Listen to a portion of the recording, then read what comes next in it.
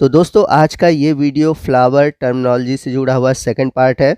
इसके पहले previous video में हमने फ्लावर से जुड़े हुए कुछ इंपॉर्टेंट टर्मिनोलॉजी को डिस्कस किया था। अगर आपने वो वीडियो नहीं देखा है तो उस वीडियो का लिंक मैंने आज के इस वीडियो के नीचे डिस्क्रिप्शन बॉक्स में दे रखा है। उस लिंक पर क्लिक करके आप वो वीडियो देख सकते हैं। तो अगर हम बात करें फ्लावर की, यानी कि अगर किसी मैच्योर फ्लावर में देखें तो आपको 4 पार्ट देखने को मिलते हैं। जो सबसे बाहर का पार्ट होता है उसको हम बोलते हैं सेपल, जो कि ग्रीन पार्ट होता है, जो कि फ्लावर को प्रोटेक्ट करता है। वहीं फ्लावर का सेकंड पार्ट है पेटल, और ये कलरफुल पार्ट होता है, और इनके कलरफुल होने की वजह से ही जो इंसेक्ट होते हैं इनकी ओर आकर्षित होते हैं और इस वजह से पोलिनेशन होता है। तो फ्लावर के इन दो पार्ट को हम नॉन इसेंशियल पार्ट कहते हैं, क्योंकि इनका कोई भी रोल नहीं होता है सेक्सुअल रिप्रोडक्शन में। इसके बाद फ्लावर का जो थर्ड पार्ट है वो स्टेमन, यह एक तरह से मेल रिप्रोडक्टिव ऑर्गन होता है। और फ्लावर का जो फोर्थ पार्ट है वो है गाइनीशियम, जो कि फ्लावर का फीमेल रिप्रोडक्टिव पार्ट है। और ये दोनों पार्ट यानी कि स्टेमन और गाइनीशियम फ्लावर के इसेंशियल पार्ट माने जाते हैं, क्योंकि ये सेक्सुअल रिप्रोडक्शन में पार्टिसिपेट करते हैं। तो इन सभी पार्ट के बारे में हम डिटेल से आने वाले दिनों में डिस्कस करेंगे। यहाँ पर बस हम फ्लावर से जुड़े हुए कुछ इंपॉर्टेंट टॉपिक को डिस्कस करेंगे। तो जैसा कि मैंने पीछे आपको बताया कि सेपल और पेटल जो होते हैं ये नॉन इसेंशियल पार्ट होते हैं, क्योंकि ये सेक्सुअल रिप्रोडक्शन में भाग नहीं लेते। जबकि स्टेमन और कार्पेल्स जो है ये इसेंशियल फ्लोरल ऑर्गन्स है, जो कि सेक्सुअल रिप्रोडक्शन में भाग लेते हैं।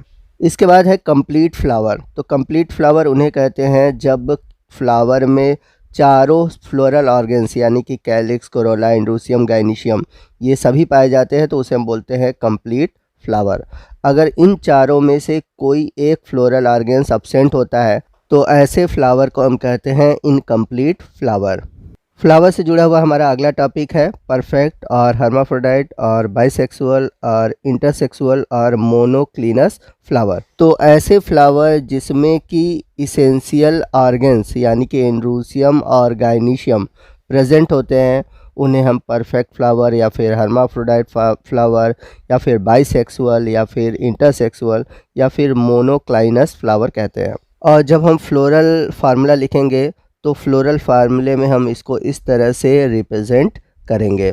अब यदि फ्लावर में इन दोनों सेक्स ऑर्गन्स में से कोई एक अब्सेंट होता है तो ऐसे फ्लावर को हम बोलते हैं इम्परफेक्ट या फिर यूनिसेक्सुअल फ्लावर। अब ये भी दो तरह के होते हैं। पहला है स्टेमिनेट और एंड्रोसियस और मेल फ्लावर, यानी कि ऐसे फ्लावर जिसमें केवल स्टेमेन होता है उसे हम बोलते हैं स्टेमिनेट या फिर एंड्रोसियस फ्लावर। और जब हम फ्लोरल फार्मूला लिखते हैं तो ऐसे फ्लावर को हम कुछ इस तरह से रिप्रेजेंट करते हैं।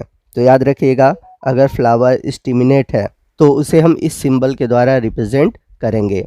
इसके बाद है पिस्टिलेट या गाइनीशियस या फिर कह सकते हैं फीमेल फ्लावर। तो ऐसे फ्लावर जिसमें कि केवल कार्पेल्स पाए जाते हैं यानी कि केवल फीमेल पार्ट पाया जाता है तो उसे हम बोलते हैं पिस्टिलेट या फिर गाइनेसियस फ्लावर।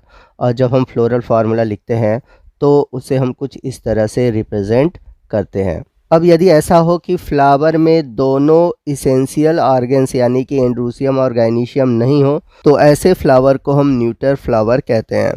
इसके बाद है मोनेसियस। मोनेसियस क्या होता है? When both type of unisexual flower means staminate and pistillate occur on same plant is called monoecious. यानी कि जब स्टेमिनेट फ्लावर या पिस्टिलेट फ्लावर दोनों एक ही पौधे पर होते हैं तो ऐसे प्लांट को हम बोलते हैं मोनेसियस। फॉर एग्जांपल जैसे हम बात करें मेज में। इसके बाद है डायसियस। डायसियस क्या होता है?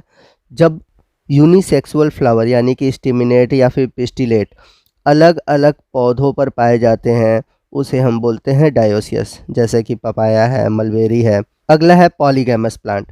तो ऐसे प्लांट जिस पर कि यूनिसेक्सुअल और साथ ही साथ बाइसेक्सुअल दोनों ही तरह के फ्लावर पाए जाते हैं उन्हें हम बोलते हैं पॉलीगैमस प्लांट, जैसे कि मैंगो। चलते हैं फ्लावर से जुड़े हुए अगले टॉपिक की ओर, जो कि है position of floral organs on thalamus. यानी कि फ्लावर का जो फ्लोरल ऑर्गन्स है कैलिक्स, कोरोला, इंड्रूसियम, गाइनीशियम वो थैलेमस पर किस पोजीशन पर पाए जाते हैं उसके आधार पर हम फ्लावर को क्या कहते हैं। तो सबसे पहला है हाइपोगाइनस फ्लावर या फिर हाइपोगाइन फ्लावर।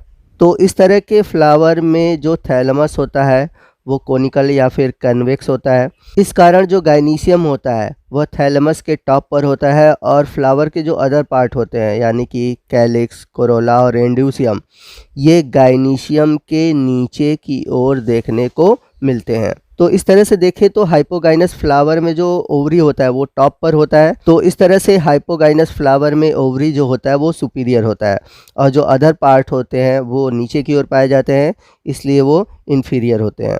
और जब हम फ्लोरल फार्मूला लिखते हैं तो सुपीरियर ओवरी को जी लिखकर उसके नीचे अंडरलाइन करते हैं। इसके बाद अगला जो फ्लावर है वो है एपिगाइनस फ्लावर या फिर एपिगाइन फ्लावर।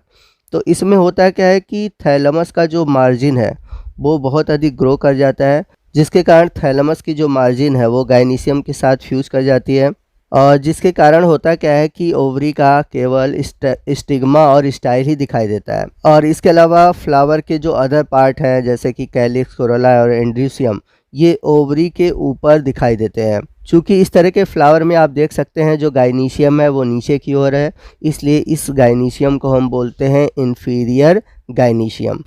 और जब हम इन्फीरियर गाइनीशियम को रिप्रेजेंट करते हैं यानी कि जब हम फ्लोरल फार्मूला लिखते हैं तो उस समय हम जी के ऊपर अंडरलाइन करते हैं। तो यहाँ पर आप लेफ़्ट साइड एपिगाइनस फ्लावर देख सकते हैं। यहाँ पर देखेंगे कि जो ओवरी है वो नीचे की ओर है और इसके ऊपर आपको कैलिक्स, कोरोला और एंड्यूसियम देखने को मिल रहे होंगे। इसके बाद है पेरीगाइनस फ्लावर या फिर पेरीगाइन।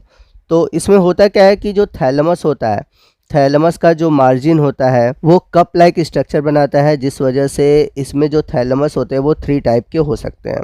पहला है डिस्क शेप्ड, तो इसमें जो थैलेमस होता है वो फ्लैट होता है जैसा कि पी में देखेंगे। दूसरा है कप शेप्ड, इसमें जो थैलेमस होता है वो कप के आकार का हो जाता है। और तीसरा है फ्लास्क शेप्ड, तो इसमें जो थैलेमस होता है वो खोखला, एक तरह से हालो फ्लास्क लाइक स्ट्रक्चर का दिखाई देता है। और सबसे जो इम्पॉर्टेंट चीज़ है कि जो फ्लावर के अदर पार्ट होते हैं, कैलिक्स, कोरोला और एंड्यूसियम जो होते हैं, वह गाइनीशियम के इक्वल लेवल पर होते हैं, यानी कि न तो ये गाइनीशियम के ऊपर होते हैं न ही गाइनीशियम के नीचे होते हैं। ये गाइनीशियम के साथ साथ इक्वल लेवल पर आपको दिखाई देते हैं। तो जब हम पेरीगाइनस फ्लावर को रिप्रेजेंट करते हैं तो वहाँ पर जी लिखकर जो अंडरलाइन है वो इसके इक्वल लिखते हैं। नेक्स्ट हम बात करेंगे फ्लावर में इंटरनोड की। तो फ्लावर में इंटरनोड को प्रायः नहीं दिखाया जाता है क्योंकि फ्लावर में जो फ्लोरल पार्ट होते हैं वो पास पास होते हैं। पेडिसिल को छोड़ दिया जाए तो कहीं भी इंटरनोड नहीं होते। अब यदि फ्लावर में कोई पार्ट इलोंगेट हो जाता है तो उस आधार पर उसके अलग अलग नेम है, जैसे कि सबसे पहला है एंथ्रोफोर। एंथ्रोफोर क्या होते हैं? यदि कैलिक्स और कोरोला के बीच इलोंगेशन हो जाता है यानी कि इंटरनोड्स पाए जाते हैं तो उसे हम बोलते हैं एंथ्रोफोर, जैसा कि आप फिगर में देख सकते हैं। अगला है एंड्रोफोर। जब कोरोला और एंड्यूसियम के बीच इलोंगेशन हो जाए यानी कि इंटरनोड मिले तो उसे हम बोलते हैं एंड्रोफोर, जैसा कि आप इस फिगर में देख सकते हैं कि कोरोला और एंड्यूसियम के बीच एक इलोंगेशन दिखाई दे रहा है। अगला है गाइनोफोर, यानी कि जब एंड्यूसियम और गाइनीशियम के बीच इंटरनोड दिखाई दे तो उसे हम बोलते हैं गाइनोफोर, जैसा कि आप फिगर में यहाँ पर देख सकते हैं। अगला है एंड्रोगाइनोफोर या फिर गाइनेंड्रोफोर। तो इस कंडीशन में आपको एंड्रोफोर और गाइनोफोर दोनों ही देखने को मिलते हैं। अगला है कार्पोफोर। तो इस प्रकार के कंडीशन में दोनों मेरिकार्प को जोड़ने वाली स्टाल्क वो फोक शेप्ड हो जाता है, यानी कि एक दूसरे से अलग दिखाई देता है, तब इस कंडीशन को कार्पोफोर कहते हैं। यह सामान्यतः आपको अम्बलीफेरी या फिर कोरिएंडर में दिखाई देता है। तो दोस्तों ये था हमारा फ्लावर से जुड़ा हुआ सेकंड यानी कि लास्ट पार्ट। और आप में से बहुत सारे स्टूडेंट ने कहा कि सर आप फैमिली वाले पार्ट को स्टार्ट कीजिए, तो फैमिली मैं स्टार्ट कर दूंगा, बट फैमिली जब आप पढ़ेंगे तो उसमें ऐसे टर्म आएंगे जो आपको समझ में ही नहीं आएंगे।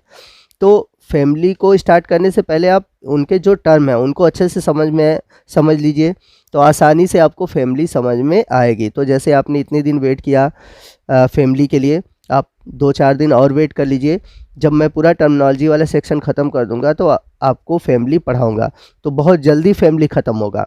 तो थोड़ा सा पेशेंस रखिए और आप जब ये टर्मिनोलॉजी वाले पार्ट को देखेंगे आपके कॉन्सेप्ट बहुत ही अच्छे से क्लियर होंगे। तो आज के वीडियो में बस इतना ही तो आपको आज का ये वीडियो कैसा लगा कमेंट करके ज़रूर बताइएगा। वीडियो अच्छा लगा हो तो वीडियो को लाइक और शेयर करना मत भूलिएगा। तो दोस्तों मिलते हैं अगले वीडियो में अगले टॉपिक के साथ, तब तक के लिए जय हिंद, जय भारत।